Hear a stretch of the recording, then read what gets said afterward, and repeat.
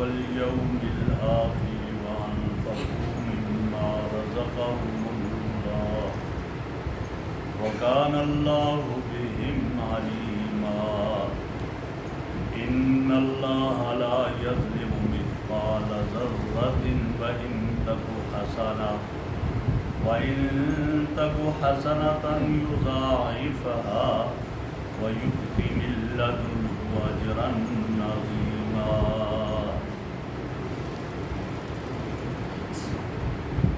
وماذا عليهم لو آمنوا بالله واليوم الآخر،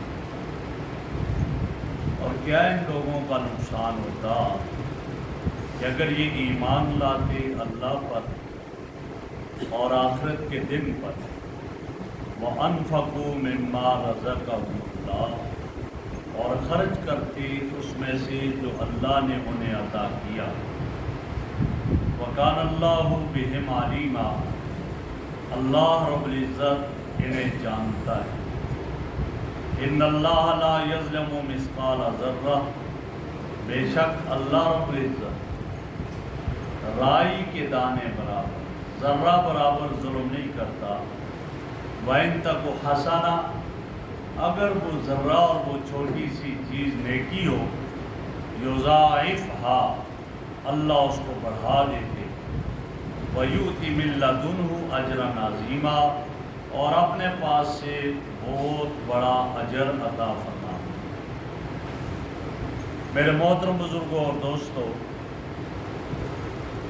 ان آیتوں سے پہلے والی آیات میں ان لوگوں کی مذمت کی گئی تھی جو اللہ رب العزت کی خدائی کا انکار کرتے، ان لوگوں کی مذمت بیان کی گئی جو آخرت کا انکار کرتے، اور کل کے درس میں بخل کی مذمت، کنجوسی اور بخل، جو لوگ بخیل ہیں ان کی مذمت کی گئی، اور اب ان آیات میں اللہ پر ایمان، آخرت پر ایمان اور اللہ کے راستے میں خرچ کرنے کی ترغیب دی جا رہی ہے، اور انداز کیا اختیار کیا؟ وَمَاذَا عَلَيْهِمْ لَوْ آمَنُوا بِاللَّهِ وَالْيَوْمِ الْآخِرِ۔ عام طور پر جب کسی کو کسی انداز سے بات کی جائے وہ نہ سمجھے تو دوسرے انداز سے بیان۔ اب اللہ نے انداز بدلا اور فرمایا ایک شکوہ کے طور پر کہ اگر یہ ایمان لے آتے تو ان کا کیا نقصان ہوتا؟ بھئی ایمان لے آتے تو فائدہ ہی ہوتا، اگر یہ اللہ پر آخرت کے دن پر ایمان لے آتے تو ان کا کیا نقصان ہوتا؟ کوئی نقصان نہ ہوتا، انہیں فائدہ ہوتا۔ کیوں؟ فرمایا اس لیے کہ یہ تو بالکل آسان کام ہے، یہ اللہ پر ایمان لانا، آخرت کے دن پر ایمان لانا، اللہ کے دیے ہوئے رزق میں سے خرچ کر دینا، یہ ان کے اختیار میں ہے، اور ان کے اختیار کرنے میں کچھ بھی انہیں اس پر تکلیف نہیں ہے۔ اور پھر یہ لوگ کیوں ایسی نافرمانی کرتے؟ فرمایا کہ دوسرے انداز میں فرما دیا کہ لوگوں کو کیا بگڑتا؟ کچھ بھی نہ بگڑتا اگر یہ ایسا کرتے، اللہ پر ایمان لاتے، آخرت پر ایمان لاتے، اللہ کے دیے ہوئے مال میں سے خرچ کرتے، ان کا کچھ بھی نہیں بگڑتا تھا۔ اور ایسا کرنے سے کیا ہوتا؟ اللہ پر ایمان، اللہ کے نبی پر ایمان اور اللہ کے دیے ہوئے میں سے خرچ کر دیا، ایسا کرنے سے ایک تو یہ ہوتا کہ اللہ کے حکم کی تعمیل ہو جاتی، اللہ راضی ہو جاتا، تعمیل ہو جاتی اللہ کے حکم، اور پھر دوسرا یہ تھا کہ اس پر ایمان لاتے تو ان کا اللہ پر اور آخرت پر ایمان بھی پختہ ہو جاتا، ان کا اپنا فائدہ تھا، ایمان بھی پکا اور پختہ ہو جاتا۔ اور پھر صرف یہی نہیں، معاشرے میں، سوسائٹی میں ان کا معیار بھی بلند ہو جاتا، ان کو عزت ملتی اور معیار بلند ہوتا، اور انہیں فرمایا کہ انسانیت میں ایک کمال حاصل ہو جاتا۔ اور وجہ کیا؟ اس لیے کہ ایمان بڑی آسان چیز ہے۔ اللہ رب العزت اگر کسی چیز کا حکم دیتے ہیں اسی کا دیتے ہیں جس پر عمل کرنا آسان۔ ایمان آسان ہے، زبان سے اقرار اور دل سے تصدیق ہے بات۔ اور اللہ نے جن احکامات کے کرنے کا حکم دیا انہی کا دیا جو ان کے بس میں ہے۔ لا یکلف اللہ نفسا الا وسعها، اللہ اس چیز کا حکم نہیں دیتے جو انسان کے بس میں ہو۔ انسان نہ کر سکتا ہو، اللہ اس کا حکم نہیں دیتے ہیں، اللہ تو اس کا حکم دیتے ہیں جس پر عمل کرنا انسان کے لیے آسان ہو جاتا ہے اور اس کی طاقت کے مطابق۔ اور اس کی مثال فرمایا یوں ہے، جیسے ایک آدمی کے پاس کچھ بھی نہیں، 1 روپیہ بھی نہیں، اس کو زکوٰۃ دینے کا حکم نہیں۔ ایک آدمی کے پاس کچھ بھی نہیں، اس پر حکم نہیں ہے کہ بھائی تم جو ہے وہ کیا کرو، حج کرو، نہیں، حج فرض ہی نہیں ہے، کیسے کریں؟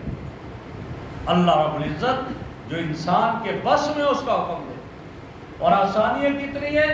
اتنی آسانی کہ ایک آدمی کھڑا ہو کر نماز نہیں پڑھ سکتا، نہیں کہا کہ نہیں پھر بھی مر رہا ہے کھڑے ہو کر پر، نہیں بیٹھ کر پڑھو۔ بیٹھ کر نہیں پڑھ سکتا، فرمایا لیٹ کر پڑھو انشاءاللہ۔ اب بھی نہیں پڑھ سکتا، اب فرمایا رہنے دو، بعد میں پڑھ لیں، جب ٹھیک ہو جاؤ گے پھر پڑھ لیں۔ بیمار ہے روزہ نہیں رکھ سکتا، یہ نہیں کہا کہ مر رہا ہے پھر بھی رکھ، نہ فرما دیا کوئی بات نہیں، ابھی رہنے دو، جب ٹھیک ہو جاؤ گے رکھ لو۔ اللہ نے تو ان چیزوں کا مکلف بنایا، اللہ نے اس چیز کا مکلف بنایا، تیرے پاس مال ہے، صاحب استطاعت ہے تو 40واں حصہ نکال دے، اور یہ بھی ہر مہینے نہیں ہے، سال میں 1 مرتبہ نکال دے۔ زمین ہے، عشری زمین ہے، لہذا اس میں 10واں حصہ نکال دے سال میں 1 مرتبہ، 20واں حصہ نکال دے سال میں 1 مرتبہ، اس کے علاوہ صدقہ فطر ادا کرنا ہے، تیرے پاس مال ہے، سال میں 1 مرتبہ نکال دے۔ فرمایا یہ اتنا آسان ہے، جو طاقت میں ہے اس کا اللہ حکم دیتے ہیں، جو انسان کی طاقت میں نہیں ہے اس کا اللہ حکم نہیں دیتے۔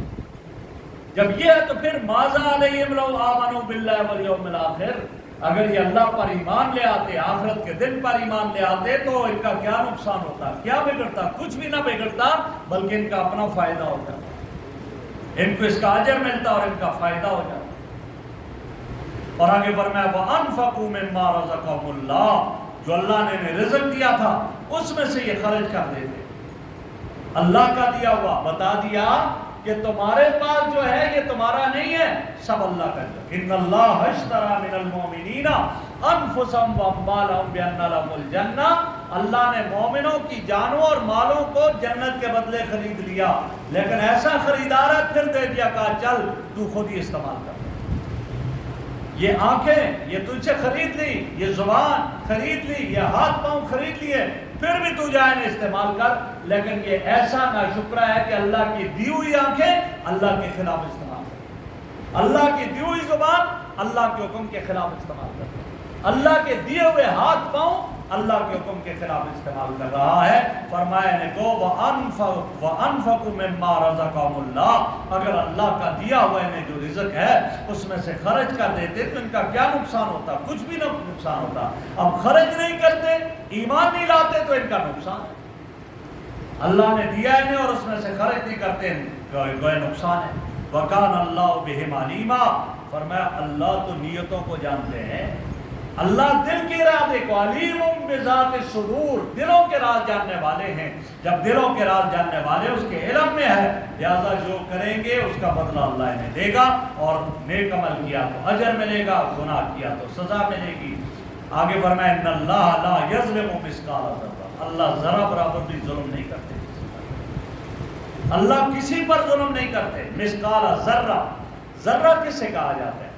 فرمایا ذرہ کا معنی ایک یہ آتا ہے کہ آپ نے دیکھا ہوگا جب صبح کے وقت سورج نکلتا ہے اور اس سورج کی شعاعیں جب اندر جاری ہوتی ہیں گھر کے اندر کھڑکی سے، دروازے سے، تو آدمی دیکھتا ہے اس میں اس کو چھوٹے چھوٹے ذرات محسوس ہوتے ہیں، اور چھوٹے بچے کوشش کرتے انہیں پکڑنے کی، نہیں پکڑ سکتے، یہ ذرہ ہے، اس کو ذرہ کہا۔ اور چمٹی جو سرخ قسم کی چھوٹی چمٹی ہوتی ہے اس کو بھی ذرہ کہا۔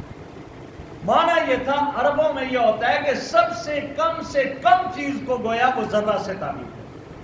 فرمایا اللہ ذرہ برابر بھی تھوڑا سا بھی کسی پر ظلم نہیں کرتے۔ ظلم کسے کہا گیا؟ وضع شیء فی غیر محلہ، ایک چیز کے ایک محل ہے اس سے ہٹا کر دوسری جگہ رکھ دینا ہے، اس کو ظلم کہا جاتا ہے۔ ادنا درجہ یہ ہے، اور بڑا درجہ ظلم کا کفر آ جاتا ہے۔ ان الشرک لظلم عظیم، شرک ظلم عظیم ہے۔ اللہ کے لیے کہا اللہ ظلم نہیں کرتے، اللہ کے ساتھ تو ظلم کا تصور ہی نہیں ہے۔ کیوں؟ اللہ مالک ہے، اللہ خالق ہے۔ جب اللہ ہر چیز کا مالک ہے، اگر وہ اللہ سب کے ساری مخلوقات کو عذاب دے دے، اللہ سے کوئی نہیں پوچھ سکتا، کیوں؟ وہ مالک ہے نا، اور مالک کو اختیار ہوتا ہے اپنی مملوکہ چیز میں جو بھی کرے، کوئی نہیں پوچھ سکتا۔ لیکن یا پھر بھی کہہ دیا کہ نہیں، اللہ کوئی ظلم نہیں کرتا، ذرہ برابر بھی کسی پر اللہ رب العزت ظلم نہیں کرتے ہیں۔ ہاں، ظلم کا کیا معنی ہوگا؟ ایک نے نماز پڑھی اور وہ نماز لکھی نہیں اس کو سزا ملے نہ، ایسا کبھی نہیں ہوگا۔ بلکہ اللہ رب العزت کی شان تو یہ ہے، ان تک حسنۃ یضاعفھا، یہ چھوٹی سی نیکی کرتا ہے اللہ اس کو بڑھا دیتے، چھوٹی سی نیکی کرتا ہے اللہ بڑھا دیتے، جب ایک شرط یہ ہے کہ وہ اللہ کی رضا کے لیے ہو اور اخلاص کے ساتھ، اللہ کی رضا کے لیے۔ فرمایا ایک آدمی ایک جو ہے کھجور کی گٹھلی کے برابر پر بھی صدقہ کرتا ہے، اللہ کی رضا کے لیے کر رہا ہے، دکھلاوا مقصود نہیں ہے، اور پہاڑ کے برابر اجر ملے گا۔ ایک نیکی پر اللہ بول دیتے ہیں، السلام علیکم کہا، 10 نیکیاں مل گئی، ورحمت اللہ 10 اور مل گئی، وہ برکاتہ 10 اور مل گئی، 30 نیکیاں مل گئی، وعلیکم السلام ورحمت اللہ وبرکاتہ کا 30 مل گئی، ومغفرتہ کا تو 10 اور 40 نیکیاں مل گئی۔ بیٹھے بیٹھے نیکی لے گیا، سبحان اللہ کہا، 10 نیکیاں مل گئی، فرمایا سبحان اللہ اور الحمدللہ میزان کو بھر دیتے ہیں، آسمان اور زمین کے درمیان جو خلائق کو بھر دیتے ہیں، یہ اللہ رب العزت عطا کر رہے ہیں۔ ایک نیکی کر رہا ہے یہ آدمی، اللہ اس پر اتنا کچھ عطا کر رہے ہیں۔ فرمایا چھوٹی سی نیکی ہے لیکن اللہ بڑھا کر دیتے ہیں، یضاعفھا، کتنا بڑھاتے ہیں؟ کم از کم ایک کے بدلے میں 10، من جاء بالحسنۃ فلہ عشر امثالھا، ایک نیکی کرتا ہے چھوٹی سی چھوٹی کرے 10 کے برابر اجر ملے گا۔ اور پھر آگے کتنا ہے؟ الی 700، 700 کا بعضوں نے لکھا کہ گویا 700 ہزار، 700 ارب، اللہ اتنا زیادہ دیتا ہے۔ وہ کیا؟ اپنی شان کے مطابق دیتا ہے، ہر ایک کو اپنی شان کے مطابق دیتا ہے، اللہ بھی اپنی شان کے مطابق عطا کرے گا۔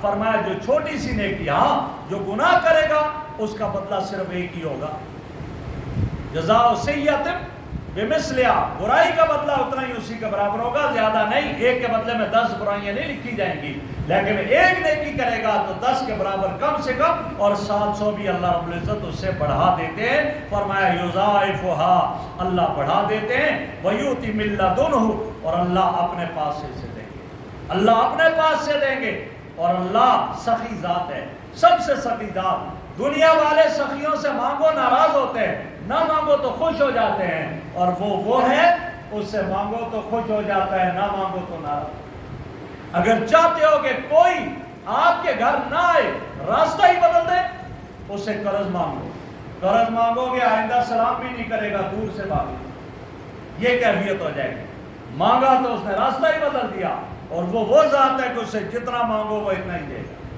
وہ کبھی خالی ہاتھ واپس نہیں جانے دیتا، وہ ذات ہے۔